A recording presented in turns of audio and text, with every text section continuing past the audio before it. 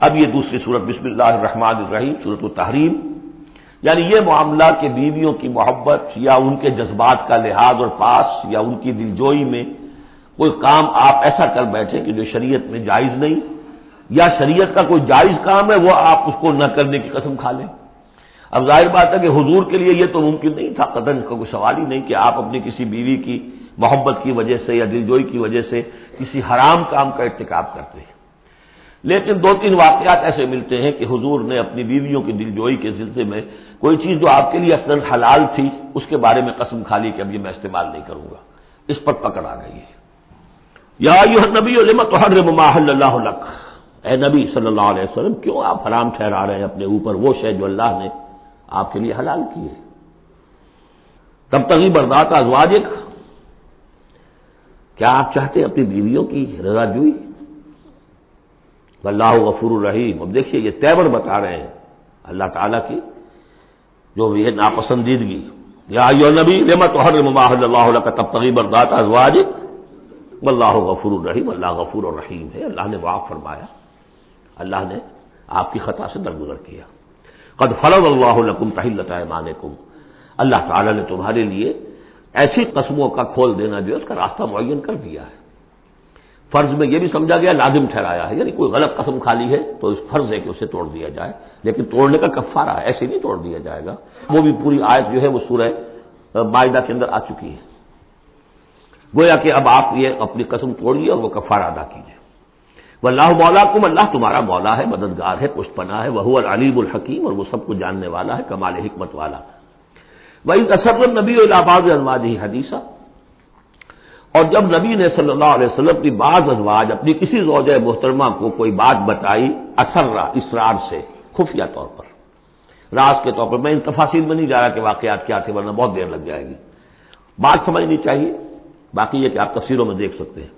تو آپ نے کوئی بات اپنی کسی ایک زوجہ محترمہ کو بتائی اور کہا دیکھو یہ کسی اور سے کہنا نہیں، یہ میرا راز ہے۔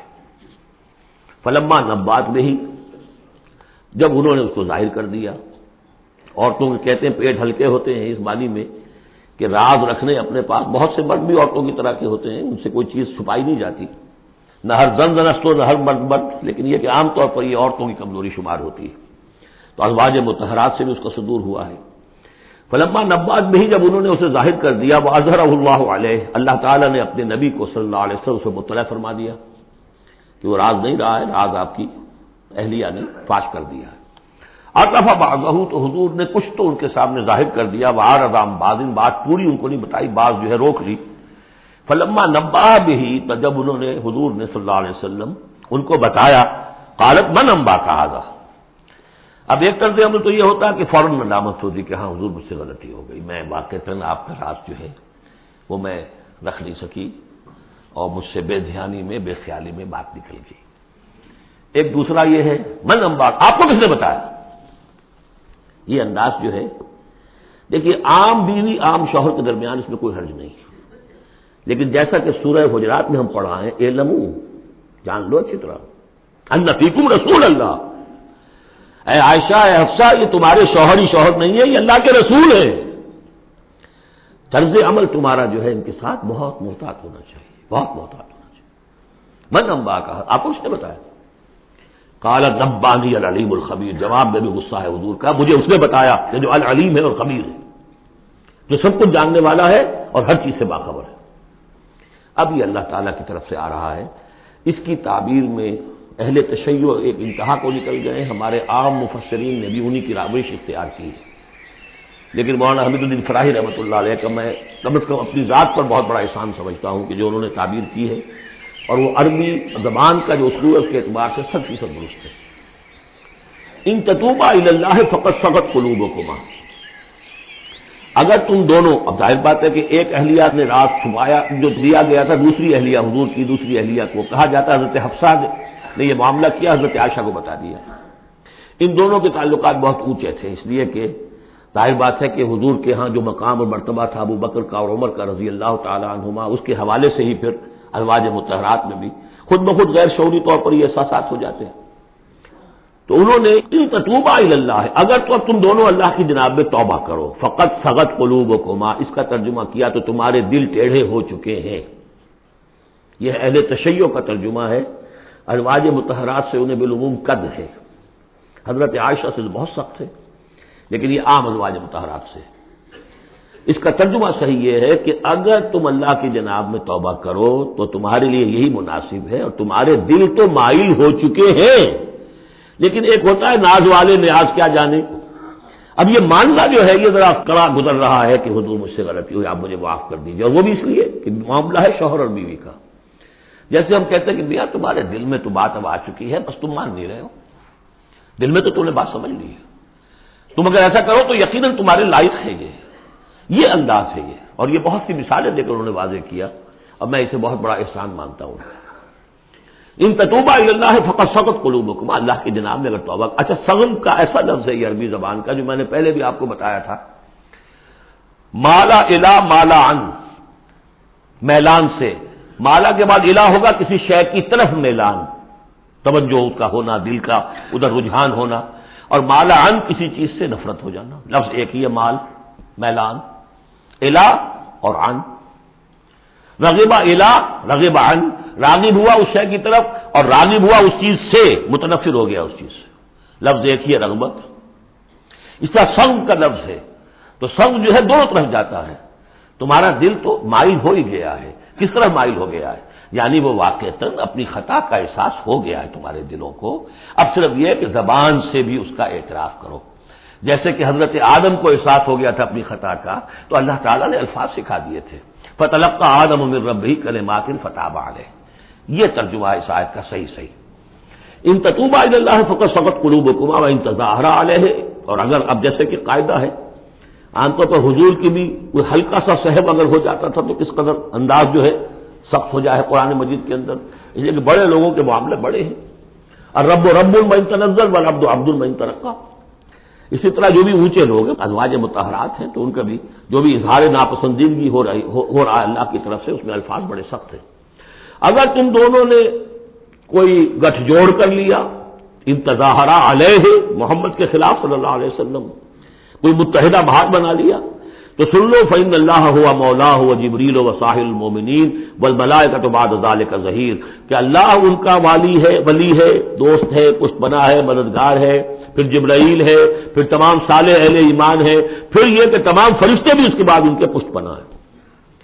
تو ان کے ساتھ معاملہ جو ہے وہ ان کے مقام کی مناسبت سے کرو، چاہے وہ تمہارے شوہر ہیں اور تم ان کی بیوی ہو، لیکن معاملہ کرو اس میں تمہارے امتی ہونے کا پہلو جو ہے وہ کہیں نگاہ سے اوجھل نہ ہو. وہ اللہ کے رسول ہیں، تم امتی ہو. عسیٰ ربہ، ابھی اور سختی آ رہی ہے. امید ہے کہ ان کا رب ان طلقکن، اگر تم سب کو طلاق دے دے، ان یبدلہ ازواجا خیرا منکن، کہ بدل دے تم سے کہیں بہتر بیویاں ان کو عطا کر دے. مسلمات، مومنات، قانتات، تائبات، عابدات، سائحات، ثیبات وابکارا. یہ سارے اوصاف ان میں واو ہے ہی نہیں. بیک وقت یہ سارے اوصاف ہوں، مسلم بھی ہوں، مومن بھی ہوں، فرما بردار بھی ہوں، توبہ کرنے والیاں، عابدات، عبادت گزار، سائحات، دنیا کی لذات سے کنارہ کش. سیبات بھی ہو سکتی ہیں. حضور کے نکاح میں تو اکثر سیبہ ہی آئی ہیں. سیبہ وہ ہے جن کی پہلے کوئی شادی ہوئی ہو، طلاق ہو گئی ہو، یا یہ کہ بیوہ ہو گئی ہو. اکثر و بیشتر جو آپ کے نکاح ہیں وہ سیبات سے ہیں. وہ ابکارا، اور کنواری بھی. تو ایک غالباً جہاں تک مجھے میرا ذہن ہے صرف ایک حضرت عائشہ صدیقہ ہے رضی اللہ تعالی عنہ کہ جو کنواری حیثیت سے آئی ہیں حضور کے نکاح میں، باقی سب کی سب سیبات ہیں. یہ تو ہو گیا ایک خاص معاملہ عائلی زندگی سے متعلق. حاصل کیا ہوا کہ وہ معتدل معاملہ رکھو. حقوق الزوجین اپنی جگہ ہیں، فرائض الزوجین اپنی جگہ ہیں. اللہ کے حقوق اس سے بالا ہیں، ان کو اوپر قائم رکھو. اور اس کے تحت جو ہے جو بھی اللہ نے حقوق معین کر دیے، فرائض معین کر دیے، ان کو ادا کرو. لیکن یہ کہ ادھر اگر ہو گیا معاملہ تو بھی سلیقے سے ہو. بات نہیں بن رہی ہے، اگر رخصت کرنا شرافت کے ساتھ، اس کے یہ قواعد و ضوابط ہیں. اور اگر ادھر جانا ہے تو روکو اپنے آپ کو کہ کہیں ان کی محبت، یا ایھا الذین آمنوا ان من ازواجکم واولادکم عدوا لکم فاحذروہم، تو ڈرو ایسا نہ ہو کہ ان کی محبت جو ہے وہ تمہیں کسی غلط راستے پر لے جائے. اب جو حصہ آ رہا ہے سورہ مبارکہ کا، اس میں ایک تو یہ 3 آیتیں درمیان میں آ رہی ہیں، وہ تو خاص طور پر جو ہے یوں سمجھیے خواتین سے متعلق نہیں ہے، مردوں سے متعلق ہیں. اور وہ اصل میں سورہ حدید کا سلسلہ جو ہے جو آخر بار اختتام پر آ رہا ہے، اس کا نقشہ جو ہے یہاں پر پھر آ جائے گا. یا ایھا الذین آمنوا قوا انفسکم واہلیکم نارا، اہل ایمان بچاؤ اپنے آپ کو اور اپنے اہل و عیال کو آگ سے۔ یعنی دیکھیے ایک نیگیٹو اسپیکٹ تو یہ آیا تھا، یا ایھا الذین آمنوا ان من ازواجکم واولادکم عدوا لکم فاحذروہم، یہ تو نیگیٹو ہے۔ اپنے آپ کو محفوظ رکھو، ان کی محبت ان کی دلجوئی تمہیں غلط راستے پر نہ ڈال دے۔ اب یہاں جو پازیٹو ہے، تم جن کے بھی شوہر ہو اور تم جن کے بھی باپ ہو، ان کی زندگی کو دین کے رخ پر ڈالنا تمہاری ذمہ داری ہے، اپنی سی کوشش کرنا، ڈال دینا یہ تمہارے اختیار میں نہیں ہے۔ حضرت نوح کا ایک بیٹا بھی ان کے نگاہوں کے سامنے غرق ہو گیا، کوئی بات نہیں، لیکن تم کیا کر رہے ہو؟ تم اپنے اہل و عیال کے حق میں سمجھا تم نے یہ ہے کہ صرف نان نقشے کی ذمہ داری ہے، کھانا پلانا ہماری ذمہ داری ہے، بس یہ بہت غلط ہے۔ بندہ مومن ہونے کے ناطے پہلا فرض یہ ہے کہ اپنے آل، اپنے اولاد، اپنے اہل و عیال کو آگ سے بچانے کی فکر کرو، تربیت ان کی، دین کے لیے رجحان پیدا کرنا ان میں، اس کے لیے جو بھی ممکن طریقے ہو اختیار کرنا، یہ تمہاری ذمہ داری ہے۔ یا ایھا الذین آمنوا، اہل ایمان بچاؤ پہلے اپنے آپ کو، فطری بات ہے، قوا انفسکم، جیسے حضور فرمایا کرتے تھے اپنے خطبے میں، اوصیکم ونفسی بتقوی اللہ، میں تمہیں بھی وصیت کرتا ہوں مسلمانوں کے اللہ کا تقوی اختیار، اپنے نفس کو بھی۔ اسی طرح قوا انفسکم واہلیکم نارا، بچاؤ اپنے آپ کو اور اپنے اہل و عیال کو آگ سے، وقودھا الناس والحجارہ، اس کا ایندھن بنیں گے انسان اور پتھر، علیہا ملائکۃ غلاظ شداد، اور اس پر ایسے فرشتے ہیں معمور ہیں اس جہنم پر کہ جو بڑے تند خو ہیں، سخت دل ہیں، شداد، لا یعصون اللہ ما امرہم۔ اب جب تم یا تمہارے لاڈلے، تمہاری لاڈلی بیوی اور تمہارے لاڈلے بیٹے اور بیٹیاں جب جہنم میں جھونکے جائیں گے، اگر اللہ نے تمہیں بچا بھی لیا اور وہ تمہارے سامنے جہنم میں جائیں گے تو سوچ لو ان کی چیخ و پکار اور ان کا نالا و شیون، وہ فرشتوں کا دل جو ہے اسے پسیجے گا نہیں، وہ بڑے سخت دل ہے۔ اب سوچ لو کن کے حوالے کرنا چاہتے ہو؟ جہنم کے داروغہ کے حوالے کرنا چاہتے ہو اپنی بیویوں کو اور اپنی اولادوں؟ یہ محبت نہیں، یہ تو عداوت ہو گئی ہے۔ تم سمجھ رہے ہو کہ محبت کا ذمہ دار ہے یہ؟ اعلیٰ تعلیم دلوا رہے ہیں، کون سی تعلیم دلوا رہے ہیں؟ جو انہیں دین کی طرف راغب کرنے والی ہے یا باغی کرنے والی ہے؟ یہ تمہاری رحمت ہے، محبت ہے یا عداوت ہے، دشمنی ہے؟ علیہا ملائکۃ غلاظ شداد، ان کا دل پسیجے گا نہیں، پتھر کی طرح سخت دل ہو گئے، غلاظ شداد، چیخے جاؤ چلائے جاؤ، نالا شیون، لا یعصون اللہ ما امرہم، جو اللہ کا حکم ہوگا وہ اس کی نافرمانی نہیں کریں گے، جس کو جو عذاب دینا ہے وہ دیں گے، وَيَفْعَلُونَ مَا يُؤْمَرُونَ، اور کریں گے وہی کچھ جس کا انہیں حکم دیا جائے گا۔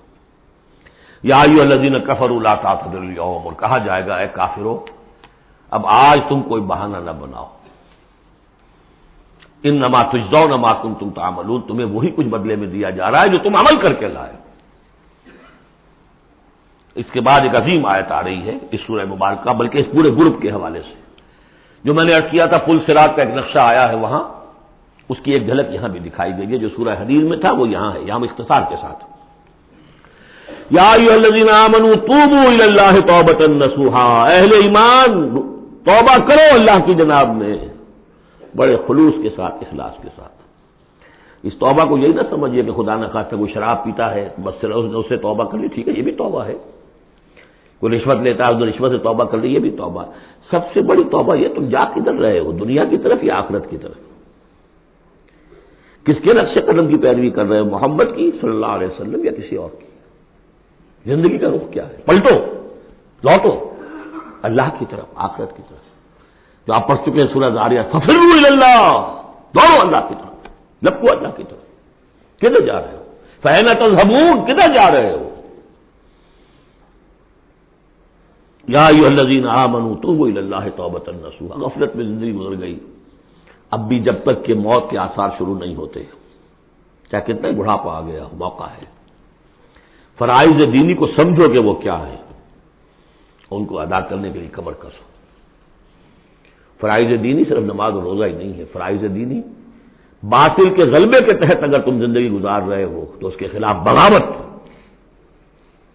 اس کے لیے جد و جہد، یہ نہیں کہ بس کھڑے ہو نعرہ مارو اور گولیاں چلے اور تیاری کرو اس کے لیے، جماعتی زندگی ہو، ان کی تربیت ہو۔ 12 برس تک مکے میں جو کرتے رہے محمد رسول اللہ صلی اللہ علیہ وسلم، اس کا کوئی عکس ہو، وہ کیفیت تو پیدا نہیں ہو سکتی۔ یہ رتبہ بلند ملا جس کو مل گیا، کوئی عکس اس کا 1000 میں ایک درجے میں کچھ تو ہو، یہ پیدا کرو، تیاری کرو، سمجھو منہج انقلاب نبوی کیا تھا۔ اس پر میری ایک کتاب موجود ہے، شاید آؤٹ آف پرنٹ ہے آج کل، منہج انقلاب نبوی، باقی کیسٹ تقریریں کہ تو بے شمار ہیں۔ توبوا الی اللہ توبۃ نصوحا، خالص توبہ، پاک توبہ۔ یہ نہ ہوگا دل میں کہیں چور رکھا ہوا ہے کہ پھر کرنا تو ہے وہی کام، توبہ کی تسبیح کر لو، وہ توبہ نہیں۔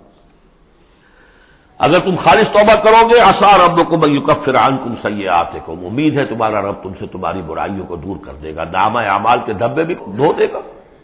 التائب من الذنب کمن لا ذنب لہ، جو حقیقت میں توبہ کر لے گناہ سے، وہ ایسے ایسے اسے گناہ کبھی کیا ہی نہیں، اور یہ کہ آئندہ بھی تمہارے دامن کردار پر جو داغ ہیں وہ بھی دھو دے گا۔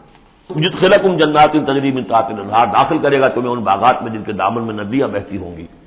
یوم لا یخزی اللہ النبی والذین آمنوا معہ، جس دن کہ اللہ تعالیٰ نہیں رسوا کرے گا نہ اپنے نبی کو نہ ان کو جو ان کے ساتھ ایمان لائے، صلی اللہ علیہ وسلم ورضی اللہ تعالیٰ عنہم اجمعین۔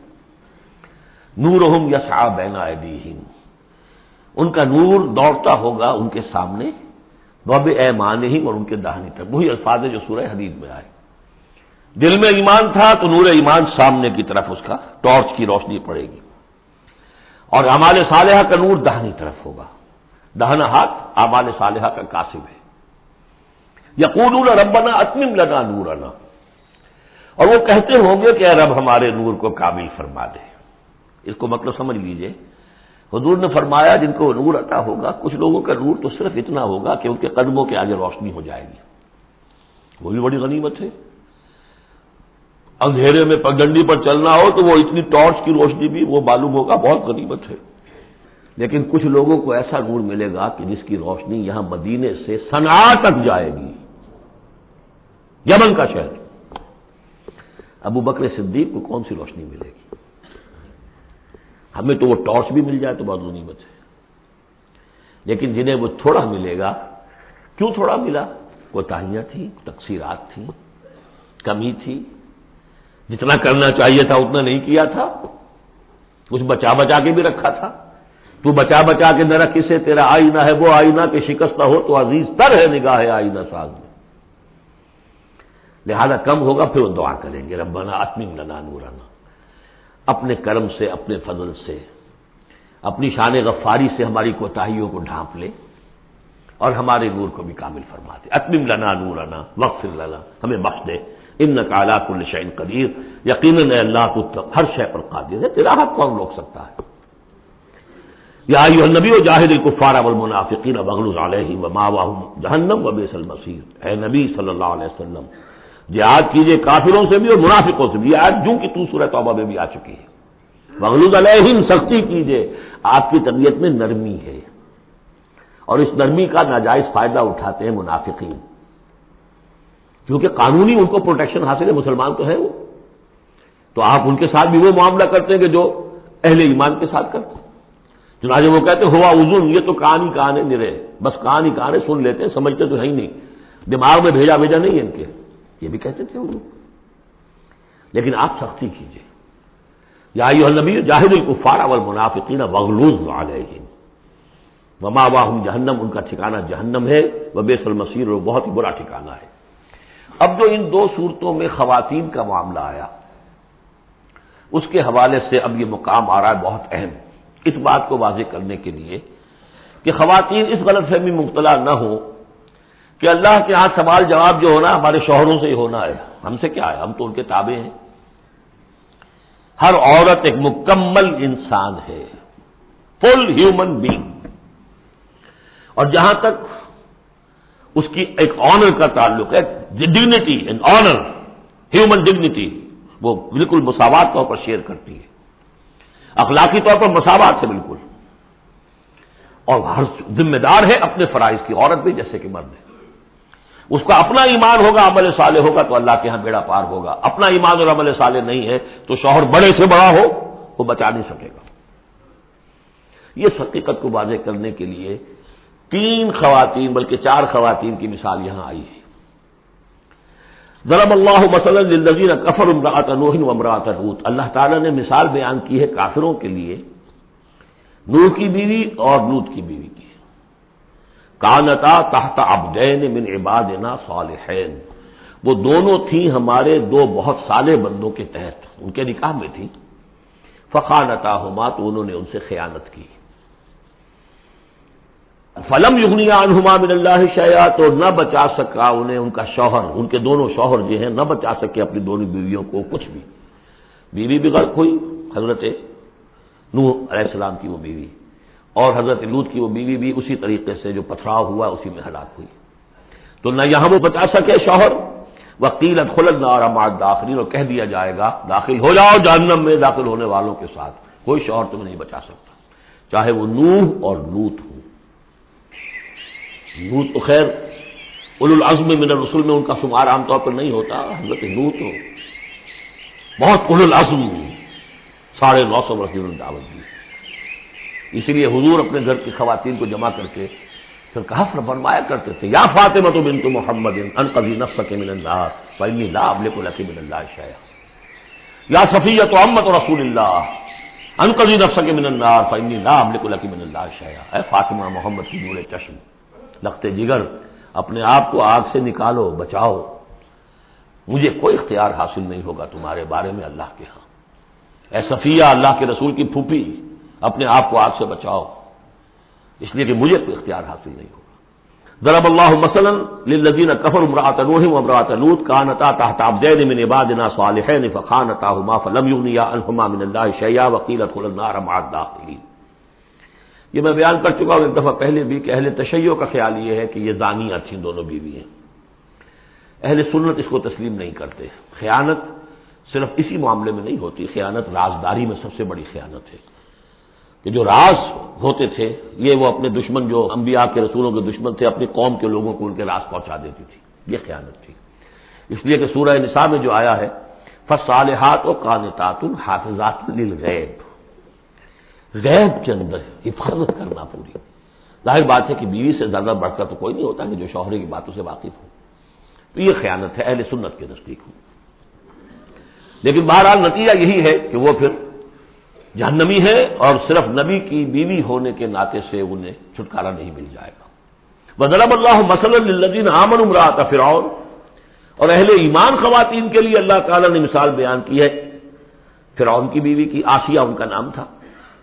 اذ قالت رب ابن لی عندک بیتا فی الجنہ، اب اس ایک جملے میں ان کی پوری ذہنی اور نفسیاتی کیفیت سامنے آ رہی ہے، جبکہ اس اللہ کی بندی نے کہا پروردگار میرے لیے تو جنت میں اپنے پاس ایک مکان بنا لے، وَنَجِّنِي مِن فِرْعَوْنَ وَعَمَلِهِ، مجھے نجات دے اس فرعون سے بھی اور اس کے عمل سے بھی، وَنَجِّنِي مِنَ الْقَوْمِ الظَّالِمِينَ، اور اللہ جلد از جلد مجھے نجات دے ان ظالموں کی قوم سے۔ یعنی موت کی آرزو کر رہی ہے، محل میں عیش و آرام ہر طرح کا حاصل ہوگا، کیا نہیں ہوگا، لیکن اللہ کے ساتھ ایمان کا معاملہ یہ ہے، اور شوہر کا جو بھی خدائی کا دعویٰ کر کے بیٹھا ہوا ہے، کیا کفر کا اور اس کا معاملہ ہے، تو ان کے اندر بیزاری کتنی ہے اپنے شوہر سے۔ تو گویا کہ 2 انتہائی مثالیں آ گئی، بہترین شوہروں کے ہاں بدترین انجام والی بیویاں، اور بدترین شوہر کے ہاں بہترین انجام والی بیوی، جس کا کہ ذکر ہو رہا ہے۔ اور سب سے اونچی جو خواتین ہوں گی حضرت مریم، حضرت آسیہ، حضرت خدیجہ، حضرت عائشہ، حضرت فاطمہ، یہ یوں سمجھیے چوٹی کی خواتین ہوں گی قیامت میں۔ تو اس حوالے سے یہ جو آسیہ ہیں یہ بھی انہی میں۔ وَمَرْيَمَ ابْنَتَ عِمْرَانَ الَّتِي أَحْصَنَتْ فَرْجَهَا، تیسری مثال دی ہے عورت خود بھی نیک ہو اور اسے نیک تربیت مل جائے، نیک ماحول مل جائے۔ وَكَفَّلَهَا زَكَرِيَّا، حضرت زکریا جو ہیں انہوں نے ان کی کفالت کی، ان کی پرورش کی، ان کو اپنے پاس رکھا، تربیت کی، ایک نبی کے آغوش تربیت میں پلی ہیں، لہذا وہ نور علی نور ہے۔ وَمَرْيَمَ ابْنَتَ عِمْرَانَ الَّتِي أَحْصَنَتْ فَرْجَهَا فَنَفَخْنَا فِيهِ مِن رُوحِنَا، تو ہم نے پھونک ماری اس میں اپنی روح کی، وَصَدَّقَتْ بِكَلِمَاتِ رَبِّهَا، اور اس نے تصدیق کی اپنے رب کی تمام باتوں کی، جو بھی وحی کے ذریعے سے فرشتے بتاتے رہے کہ اے مریم تجھے اللہ نے چن لیا ہے، اور اے مریم تمہارے لیے اللہ کا فیصلہ یہ ہے کہ تیرے ہاں بیٹا ہوگا، یہ ساری باتیں انہوں نے مانی تسلیم کی۔ صدقت بکلمات ربها وکتبہ، اور جو اس کی کتابیں تھیں، ظاہر بات ہے کہ تورات ان کے پاس موجود تھی، زبور ان کے پاس موجود تھی، انبیاء کے اور صحیفے ان کے پاس موجود تھے. یہ تو صرف 1900 سال پر پہلے کی بات ہے جو ہم کر رہے ہیں اس وقت.